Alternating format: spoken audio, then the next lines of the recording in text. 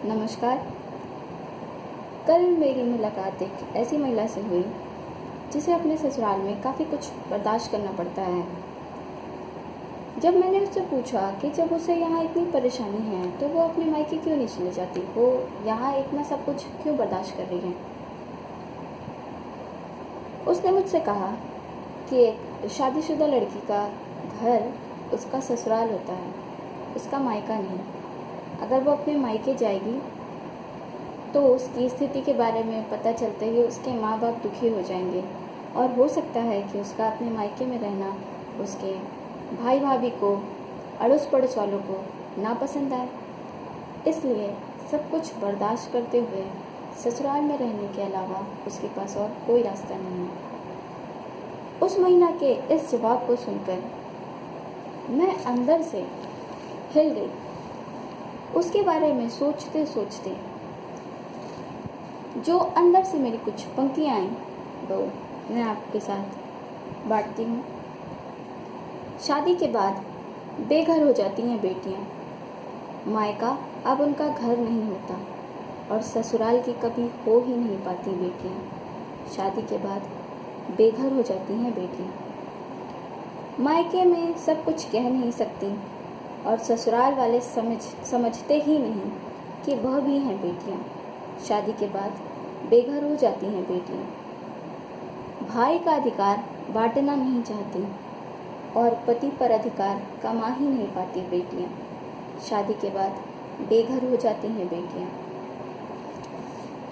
इन चंद पंक्तियों ने मुझे अंदर तक इतना झंझोड़ दिया कि मैं पूरा दिन पूरी रात ये सोचती रही कि आखिर इसका इलाज क्या है, ये चीज़ें, ये परिस्थितियाँ कैसे बदलेंगी।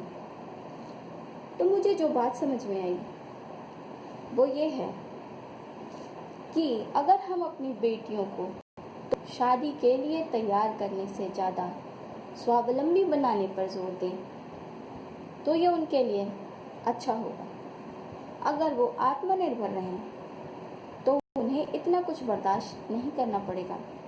मैं हर माता पिता से ये निवेदन करना चाहूँगी कि अपनी बच्ची की शादी के लिए मत बचाइए, उनके भविष्य के लिए खर्च कीजिए, अपनी बच्ची को अपने पैरों पर खड़ा कीजिए ताकि उसको उसके ससुराल में मजबूरी में न रहना पड़े।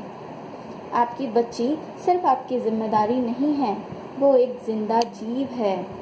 उसको सिर्फ किसी की पत्नी, किसी की बहू, किसी की माँ बनकर मत रहने दीजिए। उसे एक सामान्य इंसान की तरह स्वतंत्र जीवन जीने का अधिकार है, जिसके लिए उसका आत्मनिर्भर बनना, स्वावलंबी बनना, उसका आर्थिक रूप से मजबूत होना ज़रूरी है। और ये तभी होगा जब माता पिता अपनी बच्ची की परवरिश आने वाली बहू के रूप में ना करके एक इंसान के रूप में करें। इसी सोच के साथ आज के लिए इतना ही। मैं चाहूँगी कि आप सभी इस मुद्दे पर गंभीरता से विचार करें और अपनी अपनी बच्चियों के भविष्य के बारे में सोचें।